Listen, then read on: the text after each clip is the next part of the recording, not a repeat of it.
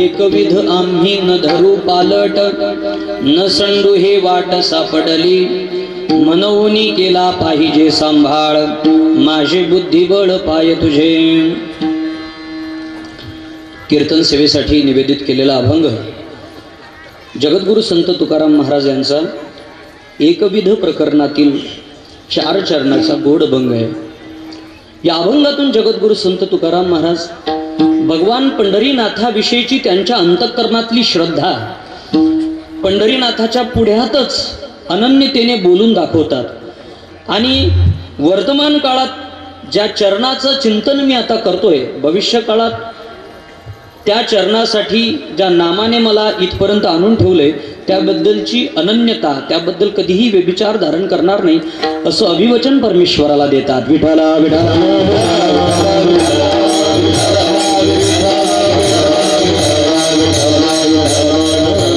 देवा, मी तुझ्याबद्दल कमालीचा अनन्य आहे. ज्या वाटेने मला तुझ्यापर्यंत आणून पोहोचवलेला आहे ती भक्तीची वाट भविष्यात कुठलीही वाट डोळ्यापुढे आली तरी सोडणार नाही. फक्त त्याच्या मोबदल्यात माझी अशी अपेक्षा आहे की तू माझा सांभाळ केला पाहिजे. सांभाळ करावा याचं एक दुसरं कारण आहे की माझ्या बुद्धीचा विषय तुझे पाय आहेत, आणि तुझे पाय हा जर माझ्या बुद्धीचा विषय असतील ना तर त्याचा परिणाम म्हणून माझी ऊर्ध्वगती हाच आला पाहिजे. जो विषय देवा मी तुला शब्दात गुंफून सांगतोय ना, खरं म्हणजे किती शब्द त्यासाठी वापरले ना तरी तो विषय कळणारच नाही. पण मला त्यात खेद वाटत नाही, कारण तुझ्या अंतःकरणाला माझं अंतःकरण साक्ष आहे. बहुत नकडे बोलता प्रकार अंतरा अंतर साक्ष असे, आणि त्याही पलीकडे देवा तुझं अंतःकरण तर मला साक्ष आहेच, पण तू माझ्या जीवीचं जीवन आहेस. तू का म्हणे अगा जीवीच्या जीवना तूच नारायण साक्षी माझा. विठाला विठाला विठाला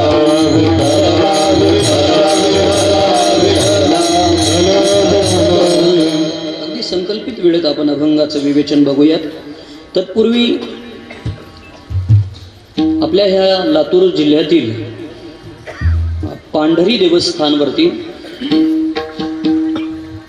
सद्गुरु केशवानंदजी महाराज, विठ्ठलनाथ महाराज आदी सर्व गुरुजन मंडळींच्या मूर्ती प्राणप्रतिष्ठेचा हा कार्यक्रम आहे.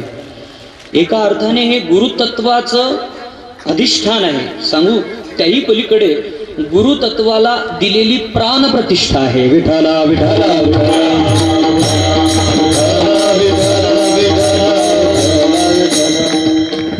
आणि त्यानिमित्ताने हा उत्सव आहे. त्यातील आजच्या दिवसाची ही सेवा आदरणीय अमित महाराजांनी आमच्या पुढे टाकली आहे. सेवेसाठी उपस्थित परिसरातील सीमावर्ती भागातील, सीमावर्ती जिल्ह्यातील सर्व वारकरी भाविक सद्भक्त, महाराष्ट्रींची सर्व अनुग्रहित मंडळी आणि आपल्या पीठाचे विद्यमान महंत परम आदरणीय ज्ञानेश्वर दासजी महाराज यांची सर्व अनुग्रहित आशीर्वादित मंडळी, संप्रदायातील सर्व दिग्गज मंडळी, वारकरी, कीर्तनकार, कथाकार, मृदंगाचार्य आमचे भरत बाबा आणि या कार्यक्रमाचे मार्गदर्शक श्री हरिभक्त परायण अनंत महाराज. विठाला विठाला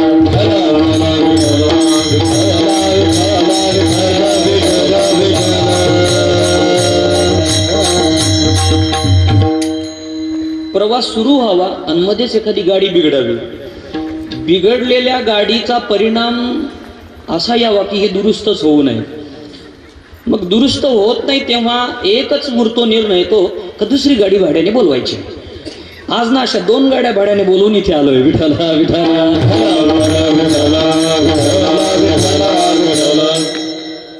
आणि एक दुसरं त्यात अट असते. आधीची तुमची गाडी कुठली क्लास आहे, सॅडन क्लास आहे, परदेशी आहे, फॉर्च्युनर आहे, वॅग, अहो ते काहीही असू द्या, वेळेवर मिळेल त्या गाडीतच बसावं लागतं. विठाला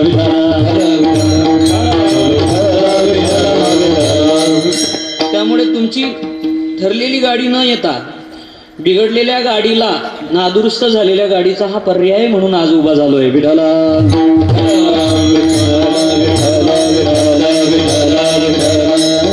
माझे मित्र परमादरणीय जगन्नाथ महाराजांची कीर्तन सेवा आज इथे होती. आम्ही अगदी मध्य प्रदेशच्या सीमावर्ती भागात होतो आणि तिथून कर्नाटकच्या सीमेवरती येणं या विचाराला सीमाच नव्हत्या, पण तरी सुद्धा अमित महाराजांमुळे इथे ओढून आणल्या गेलो. विठाला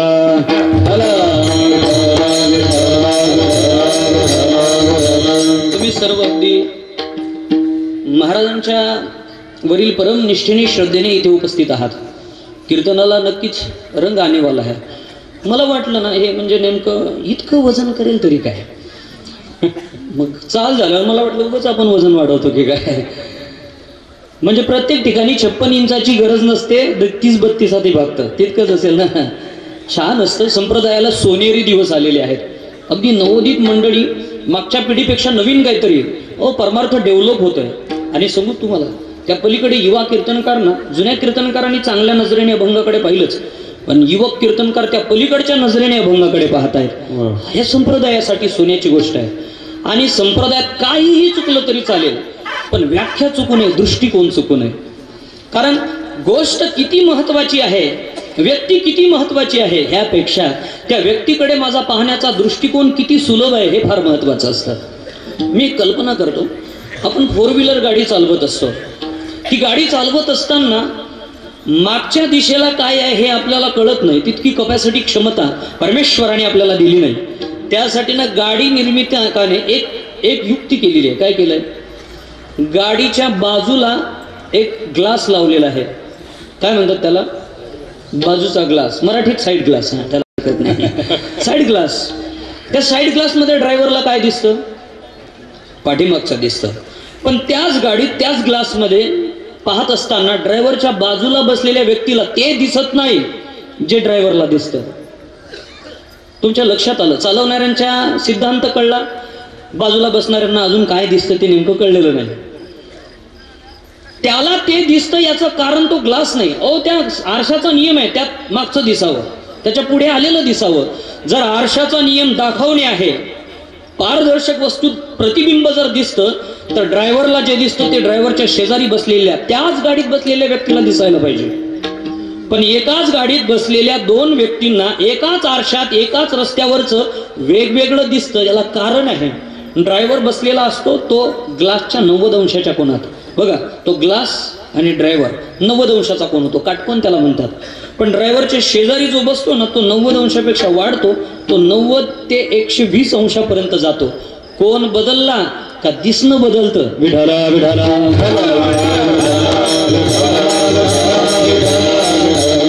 बस दृष्टिकोन बदलला, वक्ता बदलला का तोच अभंग नवीन पद्धतीने आपल्या पुढे प्रभावित होतो. मग प्रत्येक गोष्टीकडे पाहण्याचा दृष्टिकोन बदलला पाहिजे. आणि आता तर सगळ्यांची अगदी अपडेट आहे. सगळ्या 4G व्हर्जन आहेत, अँड्रॉइड पीस आहेत. विठाला विठाला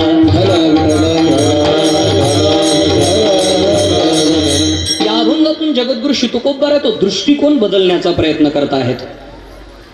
मानवी मन म्हटलं का ते कमालीचं चंचल आहे. संतांनी त्यासाठी अनेक पुरावे दिले. जुने कीर्तनकार त्यावर भरपूर व्याख्यानही करत होते. म्हणून त्याला थोडंसं बाजूला जाऊन आपण बोलूया की प्रांत कोणताही असू द्या, मग तो प्रपंचाचा असू द्या का परमार्थाचा असू द्या, राजकारण असू द्या का समाजकारण असू द्या, त्यात मन अतिशय महत्वाचं आहे. मन जर शांत नसेल ना, तर बाहेर जगातल्या वस्तू व्यक्ती पदार्थ आपल्याला आनंद सुख देत नाही. 4 मजल्याचं घर बांधलेलं असू द्या, एकाच ऑफिसमध्ये दोघांनी 25 वर्ष नोकरी केली, पण आपलं 2 मजल्याचं आणि याचं 4 मजल्याचं का, यामुळे 2 मजल्याचं घर याला आयुष्यभर दुःख देत राहतं. घर सुख देत नाही, मजले सुख देत नाही, तर त्या मजल्याकडे पाहण्याचा दृष्टिकोन सुख देतो. म्हणून संतांच्या साहित्याला शरण जायचं. वारकरी संप्रदायातील संतांना नमन कशासाठी करायचं. तुमची माझी प्रत्येकाची परिस्थिती संत बदलणार नाहीत. तुमचं माझं दुःख निघून जाणार नाही, ते तर त्यांनी भोगलं हो. पण दुःखाकडे बघण्याचा दृष्टिकोन बदलतील. विठाला विठाला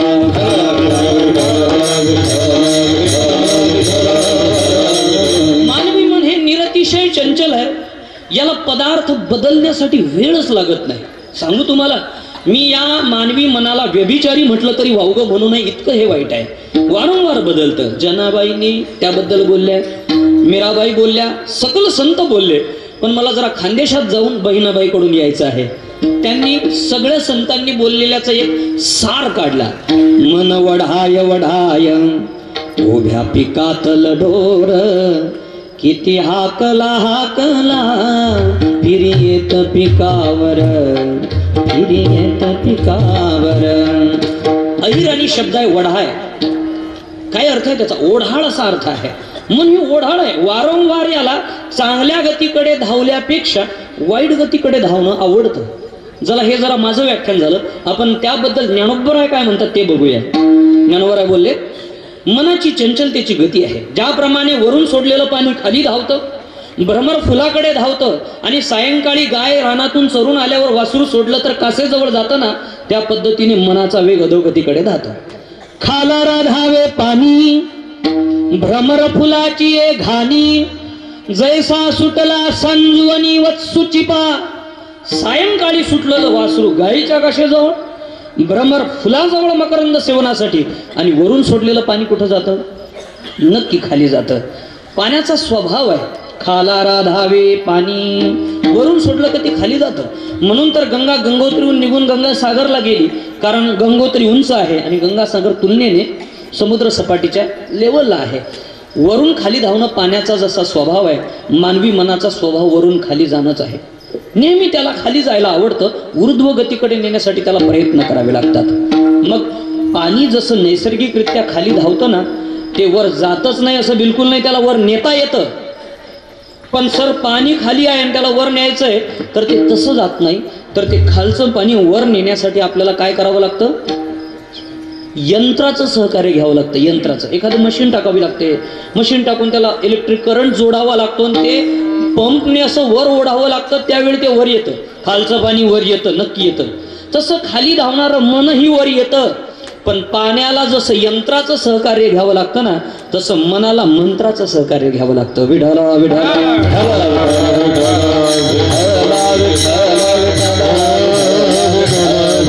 आणि तो मंत्र गुरु करून मिळायचा असतो. जगद्गुरु श्री तुकोबाराय यांचं रक्त तुमच्या माझ्या प्रत्येकाच्या शरीरात वाहत आहे विचाराच्या रूपाने. मग जगद्गुरु श्री तुकोबारायांना गुरुकडूनच मंत्र मिळाला. ते बोललेत ना, सापडविले वाटे जाता गंगा स्नान, मस्तकी तो जाना ठेविला कर एक, आणि मंत्र दिला रामकृष्ण हरी दोन. अशा दोन प्रकारच्या दीक्षा माझ्या गुरुजींकडून माझ्याकडे आल्या. हाही एक गुरुपूजनाचा सोहळा आहे. इथे गुरुतत्वाची प्राणप्रतिष्ठा आहे आणि मनुष्याच्या जीवनात प्रत्येक पावलावरती कोणीतरी योग्य मार्गदर्शक लागत असतो. त्याला शास्त्रीय भाषेत गुरु म्हणतात. अलीकडे गुरु आणि शिष्याची नाती चांगली राहिली नाही. तो सगळ्यात पवित्र नातं आणि गुरु आणि शिष्याचं आहे. मग ते मौलिक ज्ञानोबराय आणि निवृत्तीनाथ डोळ्यापुढे घ्या किंवा त्यानंतरच्या अनेक परंपरा घ्या. पण आता मात्र तसं राहिलेलं नाही. आता गुरु आणि शिष्य दोन्हीही नाती बदललेली आहेत. त्याही पलीकडे काही लोक ना गप्पा करत असतात. अहो महाराज, आम्ही त्यांना गुरु केलंय. हो, गुरु हा करण्याचा विषय नाही, तो कळण्याचा विषय आहे. गुरु करून घ्यावा लागतो. करणे म्हणजे पारतंत्र्य झालं गुरुचं आणि स्वातंत्र्य झालं करणाऱ्याचं. आपल्या स्वातंत्र्याला कुणाच्या तरी चरणावर समर्पित करणे याला गुरुशरणता म्हणतात. पण अलीकडे लोक ना गुरु तर करतात, पण नंतर त्या गुरुला फुटपट्ट्याने मापायला जातात. हा किती उंचीचा आहे तो, आमचे गुरुजी नेमके किती आहेत ते बघूया. मग या प्रसंगात त्याची परीक्षा घ्यायची. मी म्हणतो ना, ह्या भानगडी करायच्या असतील तर गुरुच करायचा नाही. पूज्य मोरारजी बापू त्या दिवशी बोलले फार सुंदर अकोल्यात, सब कुछ गुरु पे छोड़ दो, आणि जमत नसेल तर गुरु को छोड़ दो. विठला विठला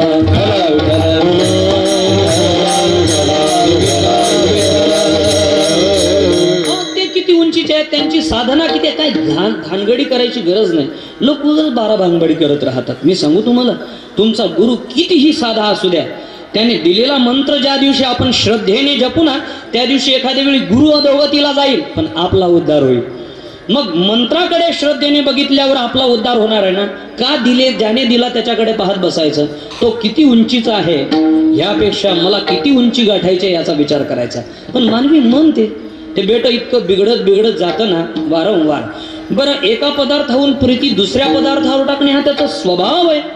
मौलिक ज्ञानोबराय बोलले, लहानपणी, अगदी लहान असताना, बाळ लहान असताना रडलं तरी आई म्हणून रडतं, उठल्यावर आई म्हणूनच रडतं, जेवताना त्याला समोर आईच लागते आणि झोपताना सुद्धा परत आईच लागते. मी हे बाळाचं बोलतोय. बाळ बाळ्या झाल्यावर भाग निराळा, पण बाळ म्हटलं की बस. माऊली ज्ञानोबराय बोलले, पहिली बाळ दशे माय बाहे चिमिशे, ते सरे मग स्त्री मासे, भुलोनी ठाके. लहानपणी प्रत्येक गोष्टीत आई आई आई आई म्हणून म्हणणारा तो एकदा का लग्न झालं का आता पत्नी पत्नी पत्नी म्हणत राहतो. तर पत्नीवरचं प्रेम फार काळ टिकत नाही. तर पत्नीवरचं प्रेम मुलगा झाला का मुलावर जातं, मुलाचं लग्न झालं का सुनेवर जातं, आणि त्याला मुलगा झाला का नातवावर जातं.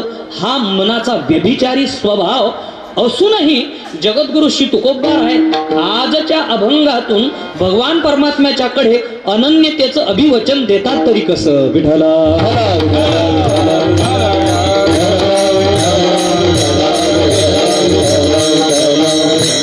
याला चांगलं चांगलं शिकवायला जा हे करत नाही मानवी मनाचा. हो, अर्जुनाला ज्या वेळेस भगवान परमात्म्यांनी सांगितलं तू लुप्त पिंडोदक क्रिया संकरो नरका एव पतंती पितरो, या गोष्टीचा चर्चाच करू नको रे, नको करू तू चर्चा. तू एकच कर, बस तुझ्या मन सर्व वृत्तीनिशी माझ्या चरणावर आणून ठेव, बस एवढं कर. त्यावेळेस अर्जुन बोलला तेच तर शक्य नाही ना देवा, तू जितक्या सहज बोलतोस ना तितकं ते कठीण आहे. चंचलम ही मन कृष्ण, किती कठीण आहे. बहुत चंचल चपळ जाता येता न लगे वेळ, जाता येता न लगे वेळ, जाता येता न लगे वेळ. बहुत चंचल चपळ जाता येता न लगे वेळ, जाता येता न लगे वेळ, जाता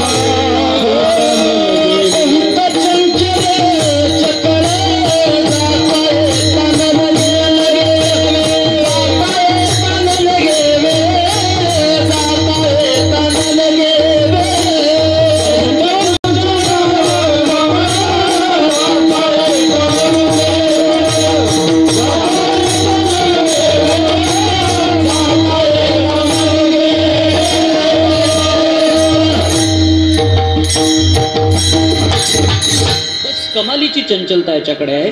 याला जायला आणि यायला वेळ लागत नाही. याचं जाणं चांगल्या दिशेने असतं तर आपल्याला प्रश्नच नव्हता, पण याचं जाणं खालारा धावे आहे त्यामुळे प्रश्न आहे. अहो सहज आहे, सहज. चातुर्मासात पंढरपूरला काही विद्यार्थी जातात आणि गेल्यानंतर मग त्यांना पहिल्यांदा विष्णू सहस्त्रनाम शिकवलं जातं. यश स्मरण मात्रेन जन्म संसार. किती पोरांच्या पाठ आहे, किती मुलांच्या पाठ आहे. 4-4 महिने राहून 4-4 श्लोक सुद्धा पाठ होत नाही. म्हणजे शिकवलेलं सगळं याला चांगलं येत नाही. पलीकडे जाऊ जरा. शाळेत विद्यार्थ्यांना अभ्यासक्रम असतो, शिक्षक बिचारे शिकवतात, तिथं शिकून जमत नाही म्हणून घरी येऊन ट्युशन घेतात, पैसे घेतात त्याचे, पण घरी येऊन शिकवतात, ट्युशन करतात. एवढं होऊनही विद्यार्थी पेपर लिहितो, किती मार्क्स येतात.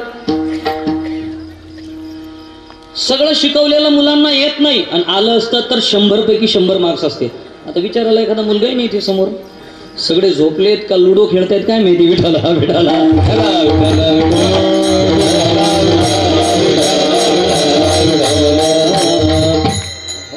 मग 100 पैकी 100 मार्क्स जर मिळाले असते ना म्हणजे सगळं शिकवलेलं आलं असतं. शिकवलेलं सगळं मुलांना येत नाही, काय हरकत नाही. शिकवलेलं सगळं येत नाही, कुणाला 70% असतात, कुणाला 80% असतात, हरकत नाही. पण माझं असं म्हणायचं आहे मला की शिकवलेलं जर येत नाही ना तर न शिकवलेलं याला यायलाच नको, बरोबर. पण मुलांना न शिकवलेलं येत नाही का, काय काय येतं तुम्हाला सांगू. आणि जर तुम्ही म्हणाल नाही महाराज लातूर जिल्ह्यात बिलकुल तसं नाही, आमच्या मुलांना शिकवलं तेच येतं, तर माझा प्रश्न आहे मग शिवाय शिकवण्यासाठी कुठल्या गुरुजीकडे ट्युशन टाकली होती. नाही ना, पण मुलांना शिव्या येतातच ना. इथं मान्य करणार नाही आपण, जाऊ द्या गप्पा करणाऱ्यांना येतात, मला येतात 4-2 जुजबी जुजबी. विठाला विठाला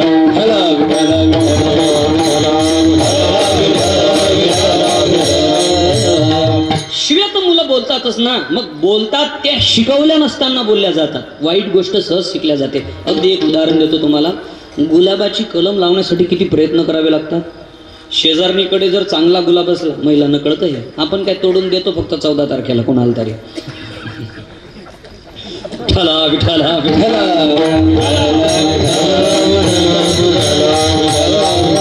शेजारणीचा गुलाब जर चांगला असला तर तिच्या घरी जावं लागतं, तिने न बोलवता.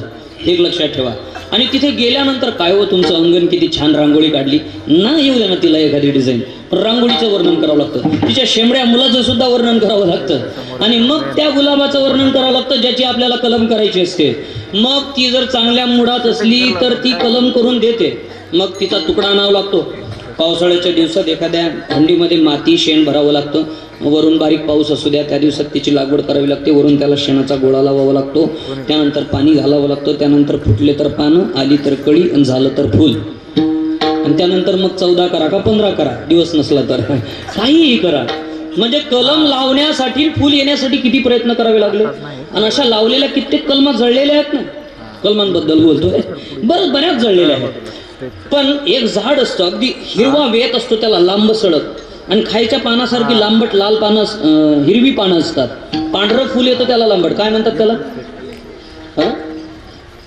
बेश्रम म्हणतात ना, बरोबर, आमच्याही भागात त्याला बेश्रमच म्हणतात, आणि बहुतेक बेश्रमाला सगळ्या भागात बेश्रमच म्हणतात. काही फरक नसतो व्याख्यामध्ये फार. शेतकऱ्याच्या शेतात एखादा शेतमालाचा ट्रॅक्टर फसू द्या, फसल्यावर काढायसाठी काही खडी नाही, काही नाही, रस्त्यावर खडी नाही खाल्ली लोकांनी, म्हणजे लोकांनी नाही, बनवणाऱ्यांनी, तर शेतात येईल कुठनं, मग खडी नाही, काय नाही, करावं तरी काय, ट्रॅक्टर काढणे साध्य आहे. मग बेश्रमाच्या झाड, कुठं कुठं बेश्रमही उपयोगाला येतात, झाडं म्हणतो मी, ते व्यवहारातली कुठेच उपयोगाला येत नाही, बिलकुल नाही.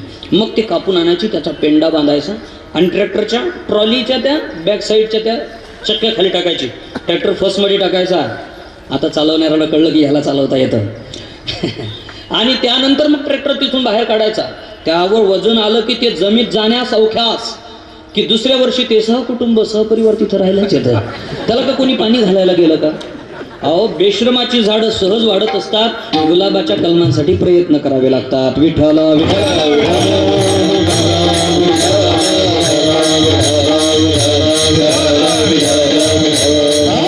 तसा वाईट संकल्प मनात वारंवार येतच असतो, चांगले संकल्प करावे लागत असतात.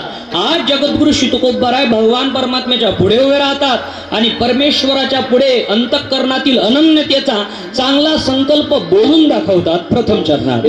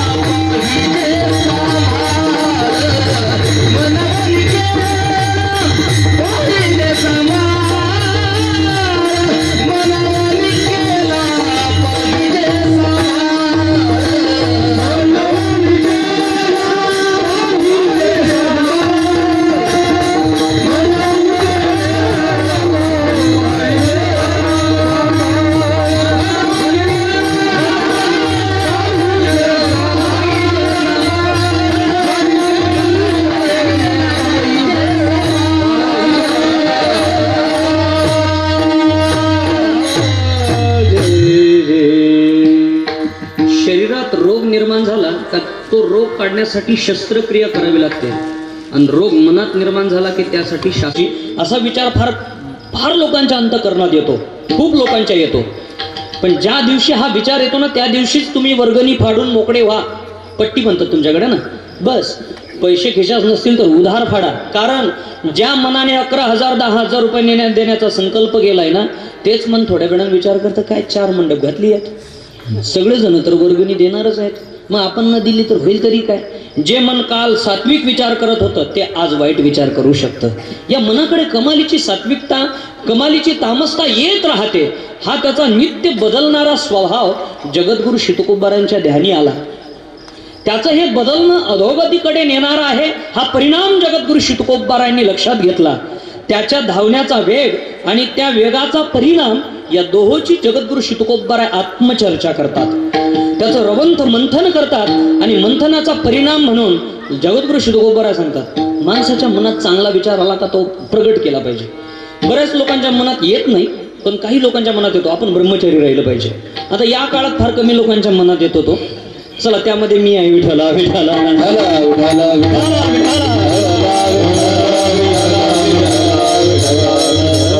आणि ज्याही कुणाच्या मनात ब्रह्मचारी राहण्याचा विचार येईल ना, नाही काही गरज नाही, भरपूर आहेत. ज्याही कुणाच्या मनात विचार येईल ना, हा त्याने तो मनात ठेवायचा नाही. मोठा कार्यक्रम करायचा, आमची संस्था त्याला डोनेशन पुरवेल. कार्यक्रम करून प्रगट करायचं. कारण जे मन आज ब्रह्मचारी राहण्याचा निर्णय घेतोय ना, उद्या ते लग्नासाठी हौसा करायला तयार होईल. म्हणून त्या मनाने ब्रह्मचार्याच्या निर्णयापासून ढळू नये यासाठी तो प्रगट करायचा. तसं मनात परमेश्वराबद्दल अनन्यता आहे, पण उद्या मनाने बाजूला जायचं नाही. म्हणून परमेश्वराच्या पुढेच अनाऊन्स केलं, एकविध आम्ही देवा आम्ही अनन्य आहोत, न धरू पालट. तसा अर्थदृष्ट्या विचार जर केला तर एकविध असणे म्हणजे अनन्य असणे, न धारू पालट म्हणजे अनन्य असणे. पालट न धरणे म्हणजेही जर अनन्यच असेल, अनन्यता असेल, आणि एकविध असणे म्हणजेही अनन्यताच असेल, तर ही अर्थदृष्ट्या द्विरुक्ती झालेली आहे. आणि कवनामध्ये शब्ददृष्ट्या आणि अर्थदृष्ट्या द्विरुक्ती होऊ नये, तो दोष आहे. मग हा दोष जगद्गुरु श्री तुकोबाराय ओढून घेतात तरी कसं? विठाला विठाला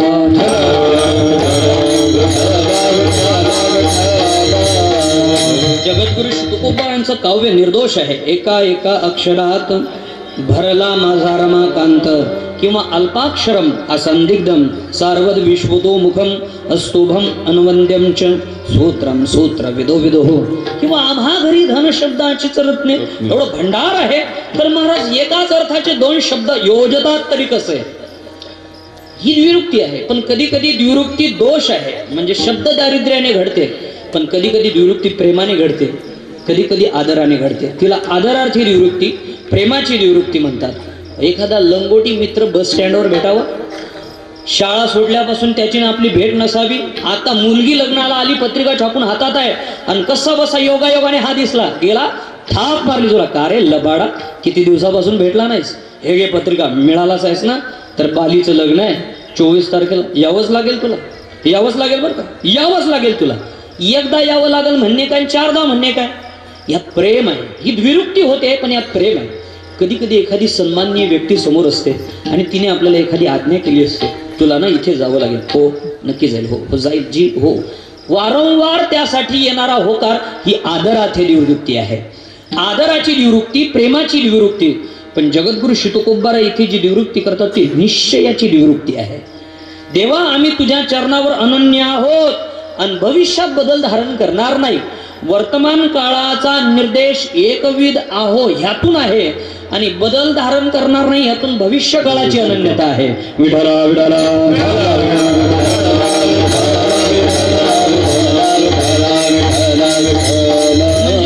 वर्तमान काळात तर तुझ्याशी आम्ही अनन्य आहोत, पण भविष्यातही राहू यासाठी एकविध आम्ही न धरू पालट.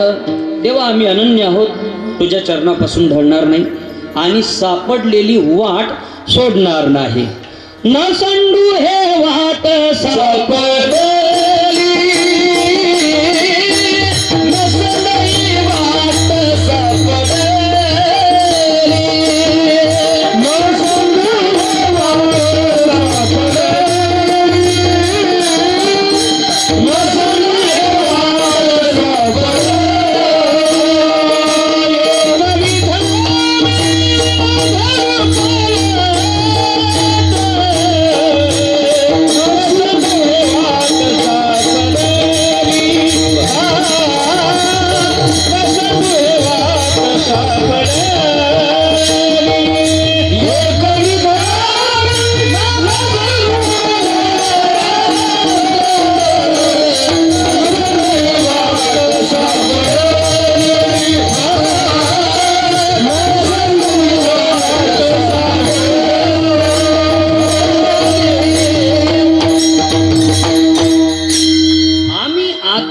बद्दल अनन्य आहोत. थोडस याच्यात मला गेन मिळालं तर, किंवा याचा वाढून जाईल थोडस मॉनिटर आवाज. वर्गातला मॉनिटर पॉवरफुल असावा, म्हणजे वर्गात गोंधळ होत नाही. विठाला विठाला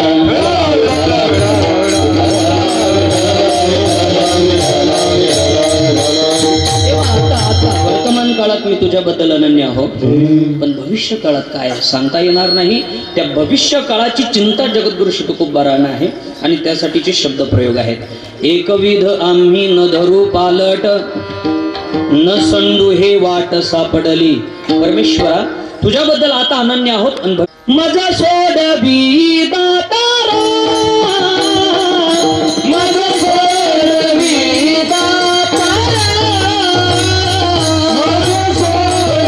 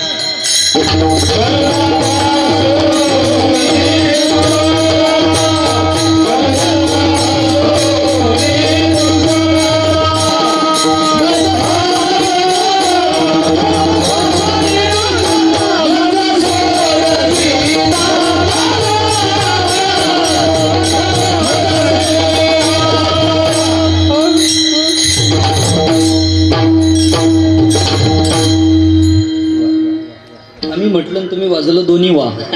तसं आता कोणी म्हणतच नाही तर आपल्यालाच म्हणावं लागेल. विठाला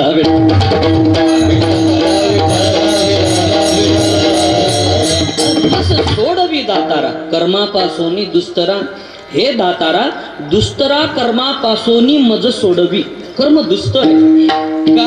एखाद्या वेळेस या कर्माच्या आचरणाने मला पुण्य मिळेल अशी जर आपण कल्पना करत असू तर पापाचं ओझं मनगुटीवर बसतं. एखाद्या वेळी पाप होईल ही भीती असते तर पुण्य मिळतं. कर्म भेट असं विचित्र आहे ना, कधी करायला जाल काय तर होईल काय.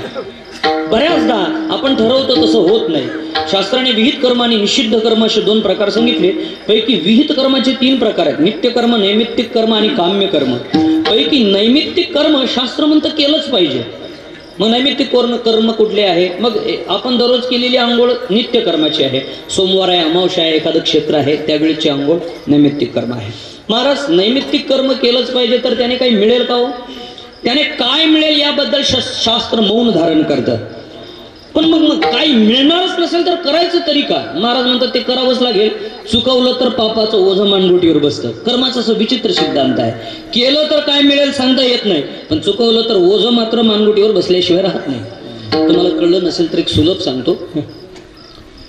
काय झालं, 25 वर्षापर्यंत एक तरुण चांगला शिकला. तसे 25 वर्षापर्यंत चांगले शिकतात. 26 वर्षापासून मग पुढे शिकत नाहीत असं नाही, नोकरी शोधतात. विठ्ठला विठ्ठला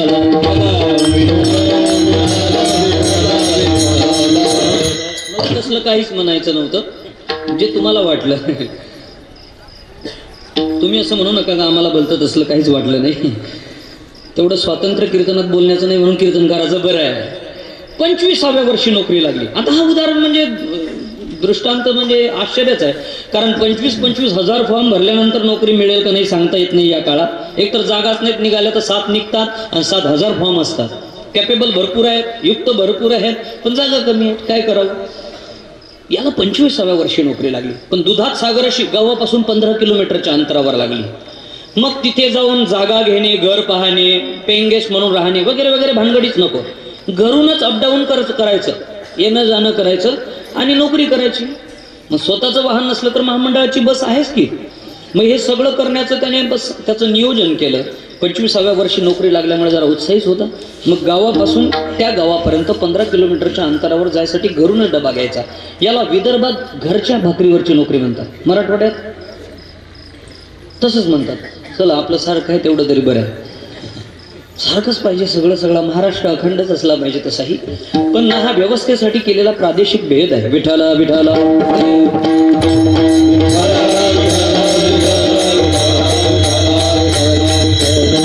म्हणजे काही दिवस पर्यंत मराठवाड्याचे भरपूर मुख्यमंत्री होते म्हणून आम्ही जळायचो. आता मिळाल्यावर आम्ही जळतोच आहे, कळलं की नसतं तर. म्हणजे कुठलाही झाला तरी तेवढा फरक नसतो बा, सगळ्या महाराष्ट्राचा विकास होतो म्हणून म्हणतोय विठाला.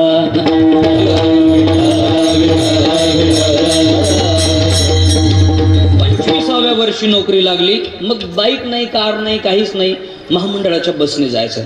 मग ठरल्याप्रमाणे महामंडळाची बस पूर्वी वेळेत यायची. मग ह्याने डबा बनवायचा, गाडीत चढायचं, आपल्या ऑफिसला जायचं. बरेच लोक गाडीत चढतात, प्रवासही करतात. पण मागे मी बऱ्याच दिवसापूर्वी तुमच्या परभणीकडे राणी सावरगावच्या जवळ कीर्तनाला आलतो, तांदळवाडीला. आणि पूर्वी बसनी प्रवास करायचो. त्यात बसमध्ये परत जाताना बोलले, महाराज बोलले तिकीट काढू नका. इथे कोणीच काढत नाही.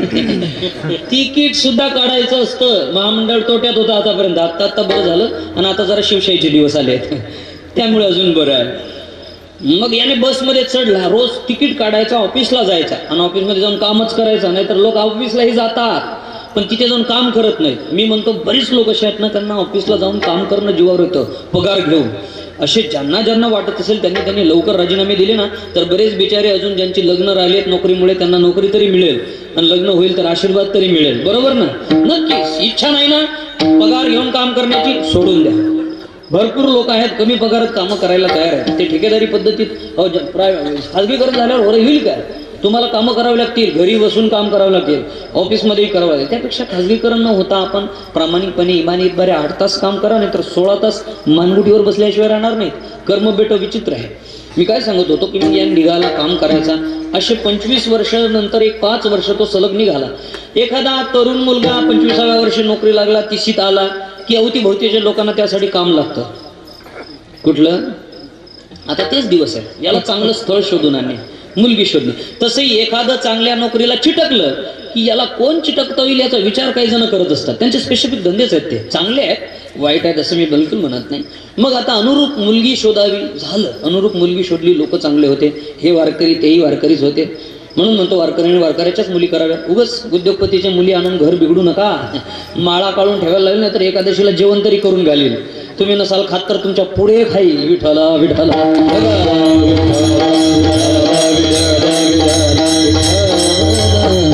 मस्त प्रपंच चालला आपला. 30व्या वर्षी नोकरी, म्हणजे 25व्या वर्षी लागली, नोकरी मिळाली, 30व्या वर्षी लग्न झालं. आता काही प्रपंचात अडचणच नसेल ना. पण प्रपंच म्हटला की संपत्तीने सगळं होतं असं बिलकुल नाही. आणि गृहस्थी जीवन म्हटलं की भांड्याला भांडं लागणारच. बरोबर ना?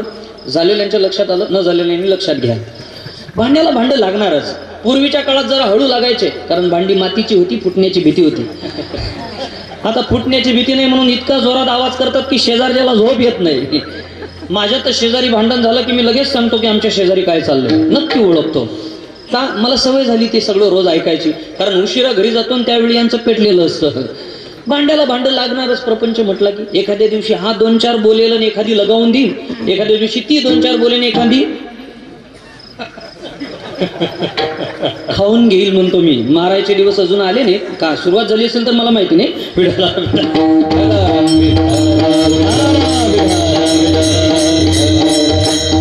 भांड्याला भांडं लागणार. या दोघांचा वाद झाला. कशासाठी झाला, काय झाला, तुर्तास कीर्तनात त्याची चर्चा नव्हती, कारण या वादाची चर्चा घरीच बरी आहे. मग रात्रभर याला झोपच आली नाही. बस डोक्यात एखादा किडा वळवळू द्या, रात्रभर झोप येत नाही.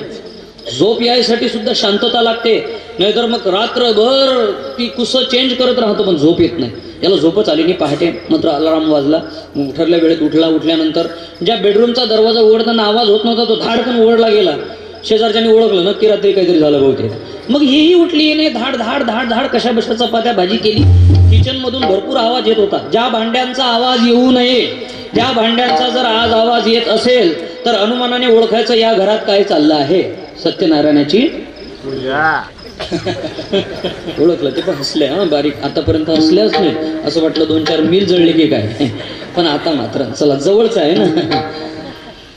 मग हिनेही डबा बनवून ठेवला. हाही आपला रागाने निघाला, जातो येतो, 5 वाजता परततो, मध्ये कॉल करतो मधल्या सुटीत. आज काहीच बोलला नाही. डबा उचलला, दाड दाड निघाला. ठरल्याप्रमाणे बस आली. बसमध्ये चढला. मागून काळ जुना म्हणून मी बसही जुनीच सांगितली बघा. मागून कंडक्टर तिकीट तिकीट तिकीट करत पुढे गेला आणि पुढून तिकीट तिकीट करत मागे आला. पण याच्या डोक्यात विचार, ती माझ्याशी असं का बोलली असावी. मी एवढा चांगला वाटतो, चांगल्या पगाराची नोकरी आहे, काही त्रास नाही, दिवसभर घरी काही काम नाही, सासू सासऱ्याचा जात नाही, ननंदेला आपण बाहेर शिक्षणाला पाठवलं, हिचा त्रास होईल म्हणून भावालाही तिथेच बोलून घेतलं. मग ही माझ्याशी अशी का बोलली असावी या विचारात तिकीट काढायला विसरला.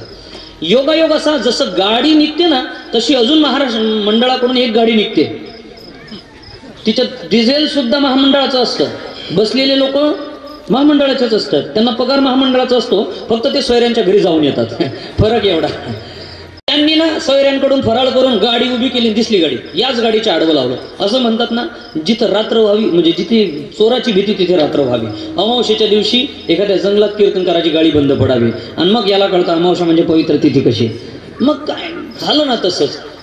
तिकीट चेकर करायसाठी आला, विचारला तिकीट, आणि मग हा जागे झाला. आपण तिकीट काढलं नाही, प्रामाणिक होता, याची इच्छा नव्हती की फुकट प्रवास करायची, पण आज विसरला होता.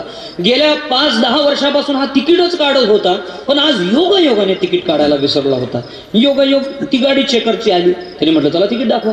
हा म्हटला, हो गेल्या 7-8 वर्षापासून मी महामंडळाच्या बसमध्ये प्रवास करतो. कुणाची खाजगी बस असली त्याने चल म्हटलं तरी मी जात नाही.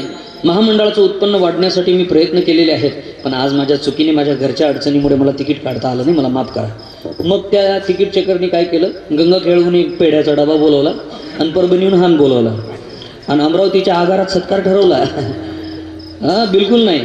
रोज तिकीट काढून प्रवास केल्याबद्दल कुठल्या प्रवाशाचा महामंडळाने सत्कार केला नाही, बरोबर, बिलकुल केला नाही.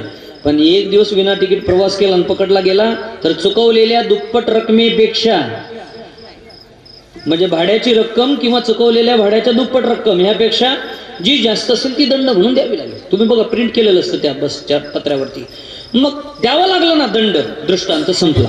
नित्य आणि नैमित्तिक कर्म करणं म्हणजे रोज तिकीट काढून केलेला प्रवास सत्कार होईल का नाही सांगता येत नाही, होणारच नाही. पण नैमित्तिक कर्म चुकवणं म्हणजे एक दिवस विना तिकीट केलेला प्रवास शिक्षेचं ओझं मानगुटीवर बसल्याशिवाय राहणार नाही. विठाला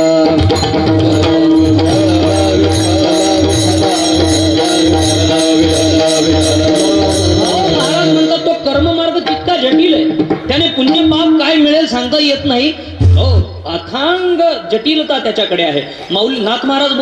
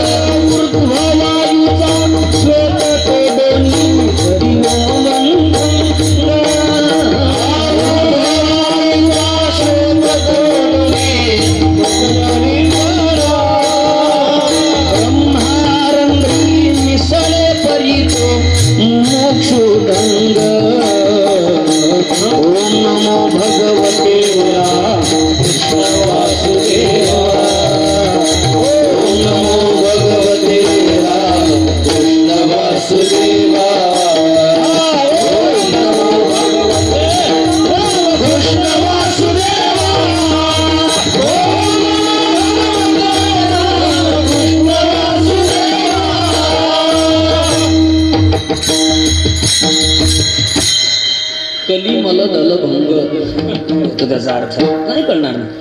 शरीर शोषण प्राण निरोधन मनोजय हटयोग बुधपीडन कुंडलिनी कलिमल दलभंग ऊर्ध्व वायूचा श्वेत तोडोनी करिवो वनभंग ब्रह्मारंध्री मिसळे परितो मुमुक्षुभंग. झालं ना सोलो पाहताय का. विठला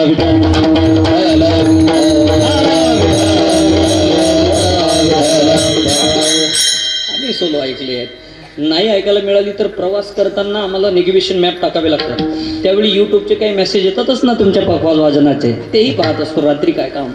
मग इतकं कठीण आहे. महाराज म्हणतात ना, साधे हा योग, योगाची वाटा निघाले गा सुभटा या दुःखाचा शेल वाटा भागा आला. बस तो मार्ग कठीण आहे. म्हणून ज्ञान नाही, कर्म नाही, योग नाही आणि यागही नाही. यज्ञ मार्ग परमेश्वराची प्राप्ती करून देणार आहे. आता इथे यज्ञ स्वाहाकार चाललाय. पण इथे पवित्र वातावरण तयार झालंय म्हणून त्याची फलनिष्पत्ती आहे. एरवी जिथे यज्ञ व्हावा त्या पंचक्रोशीत कुठेच गोहत्या होता कामा नाही. जिथे यज्ञ व्हावा ती भूमी सोन्याच्या फाळ असलेल्या नागराने नागरलेली असावी. तिथे काळी पाठ झालेल्या काळविटाचे चरणचिन्ह उमटलेले असावे. बरोबर ना महाराज मंडळी आहेत सगळी. चरणचिन्ह उमटलेले असावे. तो यज्ञ अग्निहोत्री ब्राह्मणाकडून विना अग्नीने पेटवला गेला असावा. त्यात शुद्ध म्हणजे खांदा असलेल्या गायीच्या दुधापासून रवी लावल्यावर निर्माण होणाऱ्या लोण्याला कडवून तपवलेलं जे तूप असतं त्याची हत्तेच्या सोंडे एवढी धार त्या यज्ञकुंडात पडावी तरी तो विजू नये. पुरेसे मंत्रज्ञ आणि वेळ असला तर नक्की यज्ञ करावा. एखादं देवस्थान आहे तिथलं वातावरण सुचिरभूत आहे म्हणून यज्ञ चालेल. पण आपल्या घरी यज्ञ करण्यासाठी मात्र पूर्ण क्रिया करावी लागते तेव्हा तो फळ देतो. म्हणजे यज्ञ मार्ग योग याग ज्ञान कर्म यापैकीची वाट जगद्गुरु शीतकोबारांना अभिप्रेत नाही तर तुकाराम महाराजांना अभिप्रेत असणारी ह्यापेक्षा सुलभ वाट आहे. महाराजांनी एका अभंगामध्ये सांगितलेलं आहे तुम्ही जर या वाटेने चालत असाल तर परमेश्वर भरवशाने भेटतो. भरवशेनी भेटे पांडुरंग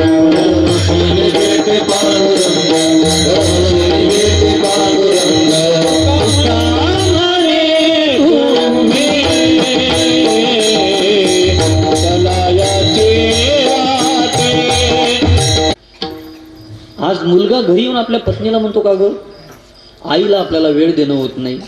तुलाही नोकरीला जावं लागतं मलाही नोकरीला जावं धापडीचे दिवस तिचं आता म्हातारपण आहे तिला आपल्याला सांभाळणं होईल न होईल मला असं वाटतं तिला वृद्धाश्रमात टाकायचं. दोघांची ही चर्चा. आई पूजा करत होती आणि पाहत होती. पूजेचं पाणीही कृष्णावर पडत होतं आणि डोळ्यातले अश्रूही पडत होते. एका वेळी 2 अभिषेक होत होते कृष्णाचे. आईचं अंतकरण गहीवरून आलं. आईला आठवलं लहानपण. याच्या 5व्या वर्षी वडील निघून गेले होते. त्या दिवशी लोक म्हणत होते याला सांभाळण्याला पाळणा घरात टाका कोणाला तरी देऊन टाका एखाद्या आश्रमात द्या. पण नाही याला मोठं करायचं माझं दुःख जाईल असं माझा विचार होता. दुसऱ्याच्या घरी धुनी भांडी केली. त्या दिवशी तुला घरी एकट्याला सोडलं नाही पाठीला बांधून धुनी भांडी केली. हे सगळं केलं ते एवढ्यासाठी का रे? आयुष्यात शेवटच्या दिवसात आपलं शरीर थकेल त्या दिवशी कुणाची त्याला मला गरज असेल. होते तोपर्यंत मला कुणीच सहकार्य नाही केलं तरी चालेल म्हाताऱ्या माणसाची अपेक्षा असते. पण ज्या दिवशी शरीर इंद्रिय साथ देत नाहीत ना त्या दिवशी कुणीतरी मला सहकार्य केलं पाहिजे. ज्यासाठी मी काहीतरी केलं त्यांनी केलं पाहिजे अशी प्रामाणिक अपेक्षा आई वडिलांची असते. असू नये असं मला बिलकुल म्हणायचं नाही. मग त्या दिवशी आपला मुलगा आपल्याला वृद्धाश्रमात टाकण्याचा विचार करतोय म्हणून आईचे डोळे पाणावले. पाणावलेल्या डोळ्याने आई कृष्णाला शरण गेली. बघ बाबा आता तुला काय करायचं. शेवटी अगतिक व्यक्ती जे व्हायचं ते होणारच आहे. मी काहीच करू शकत नाही. पण बघा आपण जर एखाद्या घरात जात असू नवख्या आपल्या आईवर जर आपलं प्रेम असेल ना तर तिथल्या सासूवर तितकंच प्रेम करा. म्हणजे तुमच्या भावाची पत्नी तुमच्या आईवर प्रेम करेल. नक्की सांगतो. हा व्यवहार असतो परतावा करावा लागतो. इथलं तिथे इथले तिथे. एका तुकडोजी महाराजांचं एक प्रमाण आहे विदर्भात गायली जातात. एका हाताने कर गड्या रे दुसऱ्या हाताने भर येथेच कर येथेच भर लपशील कोठवर वेड्या. एकदम जलद असतं ते त्यांचा तालच लपशील कोठवर एका हाताने कर बस. म्हणून त्या पत्नीने विचार केला माझी आई म्हातारी आहे तिच्याकडूनही काही होत नाही आणि माझ्याही भावाला पत्नी आहे. तिने जर असाच विचार केला तर माझी आई आज वृद्धाश्रमात जाईल. तेव्हा डोळ्यातून अश्रू ढाळत ती बोलली सांगू का तुम्हाला किती पैसा कमावला म्हणजे आपण श्रीमंत हो. नक्कीच सांगतो तुम्हाला कितीही पैसे येऊ द्या माणसाची श्रीमंती वाढणार नाही. मनाची तोपर्यंत वाढत नाही. आमचे गुरुजी सांगत असतात ज्यांच्या तालमेत आम्ही शिकतो. सांगू तुम्हाला अपेक्षेपेक्षा गरजेपेक्षा जास्त पैसे मोजणारा व्यक्ती आणि वेडा होऊन कागद चोळणारा व्यक्ती आमच्या लेखी दोन्ही सारखेच आहेत. विठ्ठल रामचंद्र मी विनोद केला. मला ठाऊक होतं बाण रामचंद्राचा आहे त्यामुळे निरपराध व्यक्तीचा जीव घेणार नाही म्हणून मी निश्चिंत होतो आणि म्हणून ओरडलो नाही. जो सांभाळ करेलच ही निश्चितता असते ना त्या व्यक्तीवर सांभाळाची जबाबदारी टाकायची असते. ती जगद्गुरु शीतकोबारा टाकतात. मनवनी केला पाहिजे सांभाळ माझे बुद्धिबळ पाय तुझे विठोबा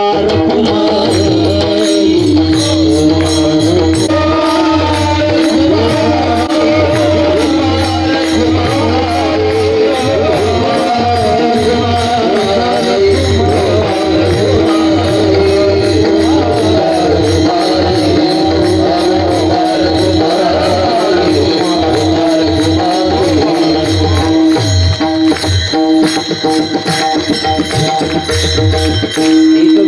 मीन धरू पालट नसून हे वाट सापडली तुझ्या पाटेवरती नाम वाटेवरती आम्ही अनन्य आहोत म्हणून एक अपेक्षा आहे म्हणून केला पाहिजे सांभाळ माझे बुद्धिबळ पाय तुझे माझ्या बुद्धीत तुझेच पाय आहे देवा या विषयाला आता 11 नंतर किती वाजेपर्यंत सांगितलं तर कळणारच नाही म्हणजे कळणार नाही ते करून उपयोगाचं तरी काय म्हणून बहुत न कळे बोलता प्रकार बहुत न कळे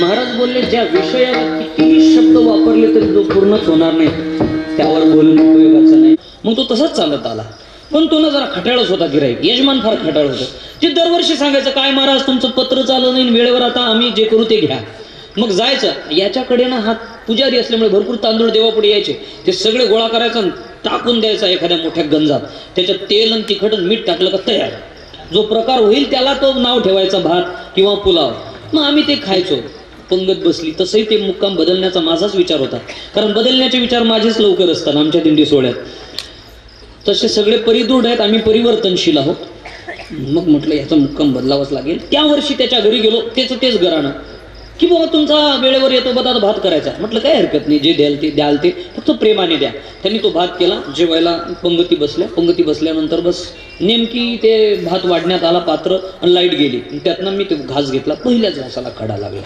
पहिलाच घास म्हटलं जाऊ दे काय एखाद्या वेळेस पहिल्या घासाला लागतो एखाद्या वेळेस शेवटी लागतो काही सांगता येत नाही बरं झालं पहिल्याच घासाला लागला तुंकून तरी येता येईल धुवून येता येईल पहिल्या घासाला जाऊ दे सोडला दुसरा घास घेतला दुसऱ्या घासाला खडा लागला म्हटलं कधी कधी ना एक गोष्ट दोनदा होत असते काय योगायोग असतो झालं असेल दुसऱ्या घासाला खडा लागला मी तिसरा घास घेतला फार चाणाक्ष पद्धतीने अगदी चावला नाही चावायसारखं केलं तर खडा लागलाच तिन्ही घासाला खडा लागल्यावर मग मला राग आला म्हटलं मी काही साधू नाही मी काय महाराज नाही एवढं काय हो तुम्हाला द्यायचं असेल तर प्रेमाने द्या हे खड्याचे भात आम्हाला खाऊ घालता का तुम्ही वारकरी समजता का भिकारी समजता तुम्हाला होत नसेल तर दुसऱ्याकडे लावू वगैरे काय बोलायचं ते बोललो आता रागात आल्यावर माणूस काय बोलेल ते काय राग आहे का तो गावा लागेल तसंही चालतो मग तो म्हटला नाही हो महाराज आम्ही इतकं प्रेमाने देतो तुम्ही आम्हाला नाव ठेवायला लागले कुठे भातात खडे काहीच बिलकुल खडे नाही म्हणे निवडून टाकले अहो म्हटलं प्रत्येक घासाला खडे लागले 3 घास घेतले त्याने शेजारी बसलेले विचारलं का हो भातात खडे आहेत का म्हणजे शेजारी आमच्या परंपरेतले खूप म्हातारे महाराज होते ते बसलेले होते ते बोलले भातात खडे नाही म्हणे भरपूर मताने पडल्यावर उमेदवाराने ज्या चेहऱ्याने घरी जावं ना तसा चेहरा माझा तिथंच बसल्या झाला पण म्हटलं आपण तर खोटं बोलत नाही याचं काही आपलं वैर नाही पण हे असं का झालं असावं मग म्हटलं शेजारच्याला विचारा आजोबाला नसेल लागला शेजारच्या म्हाताऱ्याला विचारलं त्यानं म्हटलं भातात खडे त्यांनीच विचारलं तो म्हणतो भातात बिलकुल खडे नाहीत मग मला जरा शंकाच आली वारकऱ्याकडे काही नसलं तरी चालेल पण एक असावं काय असं कसं काही असलं तरी चालते पण बॅटरी असावी वारकऱ्याकडे खानदानी वारकरी बघा त्याच्यात कुठंतरी कुठल्या खिशात छपणामध्ये वळकटी कुठंतरी वळकटीत वेगळी इकडे वेगळी असते ते नाहीतर 5 रुपयाची रस्त्यात विकत भेटते ना मी ती भातावर मारली पहिल्यांदा पाहतो तर खडेच खडे होते त्यात म्हटलं आपल्याच भातात केली की काय म्हणून मी माझ्या शेजारी बसलेल्या म्हाताऱ्याच्या भातावर मारली त्यातही खडे होते आणि मग मी बॅटरी काढली आणि दुसऱ्या म्हाताऱ्याच्या भातावर नाही मारली दातावर मारली एकही दात नव्हता दातच नाही तर खडा लागेल तरी कसं सांगा ना तुम्ही मला प्रत्येक घासाला लागत होता यांना लागत नव्हता दृष्टांत संपला माझा तसं दात लागतो जिवंत बुद्धीचा त्यावेळी शंकेचा खडा लागतो विठाला विठाला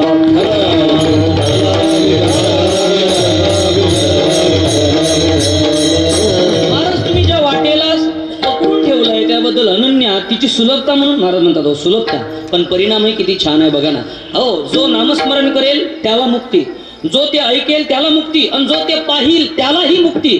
बस सगळ्यांसाठी ती मोक्ष आहे. कसं हो महाराज? काय झालं, एका गावात एका व्यक्तीची दातखिळी बसली आणि काही केल्या दातखिळी निघतच नव्हती. दातखिळी निघत नव्हती. मग लाख प्रयोग केले. असं म्हणतात एखादा दुर्गंध असह्य झाला का तोंड उघडतो माणूस. म्हणून ना यांनी कांदा ठेचून आणला आणि तो लावला. काही लोक ठेचून जेवताना खातात, कसे खातात काय कोणास ठाऊक. आम्हाला भाजीत टाकलेला पचत नाही, मिठी. मग कसं काय झालं असेल? मग ना जमलं नाही ना, लसूण ठेचून त्याच्या नाकाला लावला तरी त्याची दातखिळी उघडली नाही. हे जमलंच नाही म्हणून एक कॉलेजहून आला होता मुलगा, तो नेमका शूज काढत होता.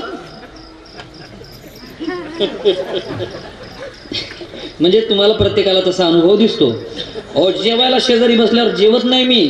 दिवसभर ज्याने जोडा घातला तो माझ्या शेजारी जेवायला बसला ना, त्याच्या पायाला जोड्याला प्रत्येकाला तो वाईट कसेच घालतात दिवसभर का कोणास ठाऊक. मग त्याने तो मोजा काढून आणला, नाकाला लावला. इतका दुर्गंध तरी त्याची दातखिळी उघडली नाही. काय करावं कळतच नव्हतं. मुंबईला नेलं आणि मुंबईला डॉक्टरांनी सांगितलं की याचं ऑपरेशन करावं लागेल, इथलं ऑइल संपलेलं आहे, त्यात ऑइल टाकावं लागेल किंवा ते पुन्हा करावं लागेल, काहीतरी करा, ऑपरेशन शिवाय जमणार नाही. 5 लाख रुपये खर्च येईल. घरून 50,000 रुपये घेऊन गेले. 5 लाख रुपये दातखिळीसाठी खर्च यायला लागले. तर आपल्याला जर शेती विकायला लागतील वगैरे वगैरे चर्चा करत ते परत आले.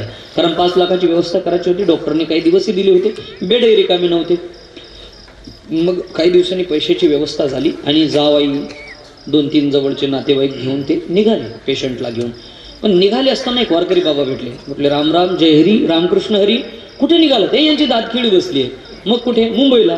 काय करावं लागेल? ऑपरेशन. एवढ्यासाठी ऑपरेशन? अहो, आमच्याकडे साधा वैद्य आहे, तो काढून देईल. जावई जरा शिकलेला होता, तो बोलला आहे ना, गंधावाले लोक कुणाला जगू देत नाहीत, स्वतः जगूत नाही. जा ना बाबा, का आम्हाला त्रास देतोय? डॉक्टरकडून जे जमलं नाही ते वैद्याकडून कसं काय जमेल रे? तो म्हटला, हो तुम्ही 5 लाख रुपये खर्च करणार आहात, इथे खर्चच येणार नाही. 5 लाख रुपये वाचावे यासाठी थोडा वेळ द्या. जमलं तर ठीक, नाही तर तुम्ही मुंबईला चालले आहातच. वाईट होणार काय? चांगला सल्ला दिला. चांगला सल्ला देणाराच वारकरी. सल्ला जर वाईट असेल तर मग नक्की. कारण आता बरेच साधू लुबाडायला लागलेत असं लोक म्हणतात. लुबाडणारे बरेच लोक साधूचा वेश घेत आहेत.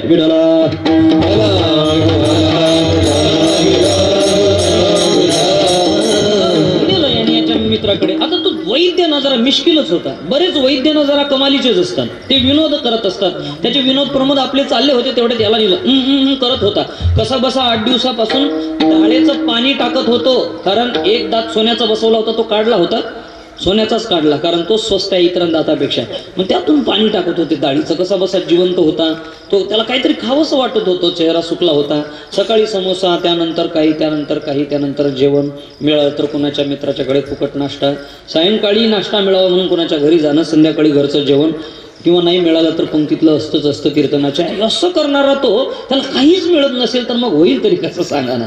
मग काही मिळत नव्हतं म्हणून चेहरा सुकलेल्या चेहऱ्याने तो तिथे होता. काहीतरी करा. डॉक्टरकडे ते सगळे गेले. डॉक्टर मिश्किल होता. मी म्हटलं याला दुरुस्त करू शकतो. तर मग शास्त्र त्याचा जावई होता, तो बोला मग करा ना दुरुस्त. हो करू. नाही, पण दुरुस्त करण्याच्या माझ्या 2 पद्धती आहेत म्हणे. एक तर मी यांना औषध देऊन दुरुस्त करू शकतो, एक तर औषध दाखवून दुरुस्त करू शकतो. तुम्ही सांगा काय करायचं. जावई जरा सुशिक्षित होता. याला बोललं या वैद्यांना घडवावीच लागेल, नाहीतर हे आपल्याला फार गंडवतील. नाही म्हणे, औषध द्यायचे नाही, औषध दाखवून दुरुस्त करा. ठीक आहे म्हणे. याने काय केलं, तेवढ्यात तुम्ही बसा म्हणे. तो पेशंट पाहू शकत होता, सगळं पाहू शकत होता, डोळे उघडे सगळं ऐकू शकत होता. त्याला झोपवलं. 4-2 मुलांना बोलवलं. ते लिंबू कापलं आणि अर्ध लिंबू त्यांच्या हाती दिलं आणि त्याच्यावर ते काळं मीठ टाकलं आणि अगदी गरगरीत पिकलेली चॉकलेटी करल आतून झालेली चिंच, चिंच कळते ना, अगदी गरगरीत पिकलेली, जिभेला लावल्यावर पाणी सुटेल अशी. सुटू देऊ नका, इथे मिळणार नाही आता. त्याची चॉकलेट्स अवेलेबल आहेत, मिळाली तर घेऊन घ्या रस्त्याने. ती चिंच त्या मुलांना सांगितलं, पेशंटच्या जवळ जायचं आणि एकदा लिंबू जिभेवर फिरवायचं आणि एकदा चिंच. आता झुरवणं लहान मुलांना फार चांगलं जमतं. त्यांच्याकडे इतकासा तुकडा असतो चिंचेचा, सगळ्या वर्गाला झुरवतात. नाही, शिक्षकेला सुद्धा झुरवतात. ती त्याला म्हणते, अरे मला तू इकडे जरा, कुठल्या चिंचेचे आहेत वगैरे वगैरे. पूर्वी तर ते लेखनीत विकली जायची. तुम्हाला कळतो का तो काळ? लेखनीचा जेवढी लांबी तेवढा चिंचेचा तुकडा, त्याच्या मोबदल्यात ते दिलं जायचं. आठवले सगळे दिवस तुम्हाला. मग ते आता लेखन गेली, सगळं गेलं. मार्करने लिहिलं जातं, लगेच पुसलंही जातं. परमनंट मार्कर नसतात ते. आता तो काळच गेला.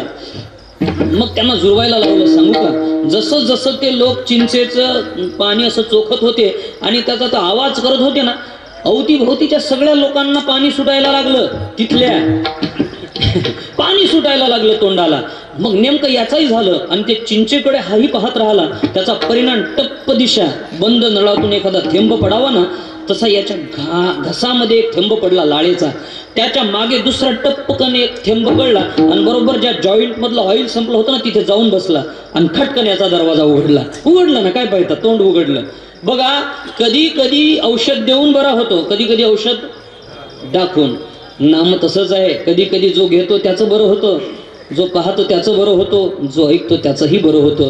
ही इतकी सुलभ साधना असल्यामुळे जगद्गुरु श्री तुकोबाराय बोलले, न संडू हे वाट सापडली, न संडू हे वाट सापडली,